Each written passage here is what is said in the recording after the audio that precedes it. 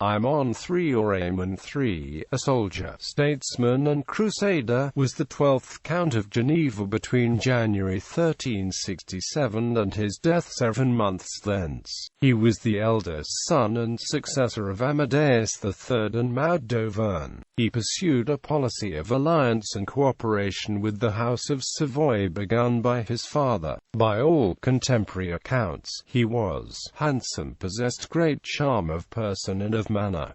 Youth of soldiering. During his youth, while still only heir to Geneva, Aymon was frequently in the entourage of his first cousin once removed, Count Amadeus VI of Savoy. On the 20th of October 1361, Aymon was with his cousin's army at the castle of Lanzo in Italy when they were ambushed by some members of an English great company. Aymon was among those captured and forced to pay a ransom for his freedom. Aymon later accompanied Amadeus to Avignon, then the residence of the popes, and stayed at an inn under the sign of the Fleurs de Lys and the Stag, beside the hostelry of St. George, between 2/3 and the 13th of December 1362.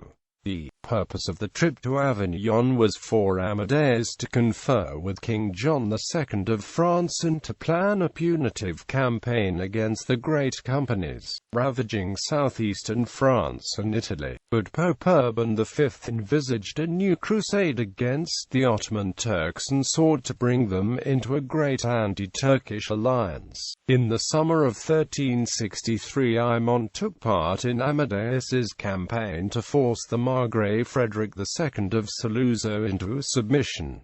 Marriage proposals. With the help of a faction at the Neapolitan royal court, Aymon made a bid to marry Joanna, Duchess of Durazzo, a niece of the powerful Queen Joanna I of Naples. This faction persuaded the Duchess that Aymon was a superior suitor to the one proposed by the Queen, Frederick II of Sicily, to whom a marriage would have meant a rapprochement between the Neapolitan and Sicilian kingdoms, and that he was more beautiful than Louis of Navarre, another suitor and the one Joanna eventually married. When Joanna finally met Aymon, she immediately fell in love. Among the courtiers who persuaded the young Joanna to refuse to marry Frederick in favor of Aymon was the latter's uncle, Cardinal Guy of Boulogne. He and Joanna's great-uncle Elias Talleyrand were opposing candidates for the papacy in 1362, and the latter made several attempts to frustrate Aymon's marriage to Joanna. Guy's proposed marriage was, however, deeply opposed by the dominant court faction and the populace generally, as it was thought it would jeopardize a final peace with Sicily. The proposed marriage to Joanna fell through, as did her proposed union with Frederick. In his will, Aymon arranged the repayment of a debt of 1,400 ducats to Pierre d'Amiel, who as Archbishop of Naples had supported his project, and who had become Archbishop of Embrun as a reward from Aymon's brother, the anti-pope Clement VII. Pierre d'Amiel's letters, many containing coded passages, are the principal source for Aymon and Joanna's romance.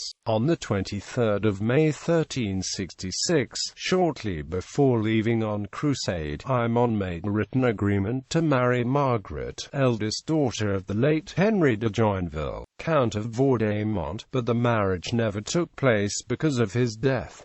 Crusade and death. Although in 1364, when the Order of the Collar was formed with Amadeus III of Geneva as a member, the Count made a promise to go on the crusade. He was unable to fulfill it personally due to ill health, and sent his son Aymon in his place. Aymon was thus the leader of the Genevan contingent on the Savoyard crusade that departed in 1366. He joined Amadeus of Savoy's army at Venice in June that year, along with some mercenary companies and a host of Burgundians. The Crusader fleet totaled some 15 vessels, including 6 Venetian galleys. Aymon, the Lord of Geneva, was named admiral of one of the galleys. On 3 January 1366, Amadeus had made up his will in case of his death overseas, naming as his heirs general first his son and then his second cousin's younger children, Amadeus and Louis, and finally to Aymon of Geneva on the condition that he adopt the name and arms of the House of Savoy. This will never went into effect, since Amadeus returned alive, and Aimon predeceased him anyway. The crusade was not ultimately successful in dislodging the Turks from Europe, but it did remove them from Gallipoli and free the Emperor John V Palaiologos from the Bulgars. Aimon distinguished himself by his bravery, returned with the crusade to Venice on the 29th of July 1367. There he remained for 2 weeks, possibly ill or wounded. He passed through Padua and Pavia on his return trip to Geneva, where his father had died in January. At Pavia, Aymon was received by Galeazzo II Visconti, who loaned him money on or near the 20th of August. There he fell ill and dictated his will to a notary in his room in the castle. His will is dated the 30th of August, and he died the day of the next, leaving the county to his brother Amadeus IV. He was buried beside his father in the chapel of the Church of Notre Dame de Lisa at Annecy. News of his death reached Amadeus of Savoy at Venice on the 6th of September, and the community of Annecy by the 9th of September. Bibliography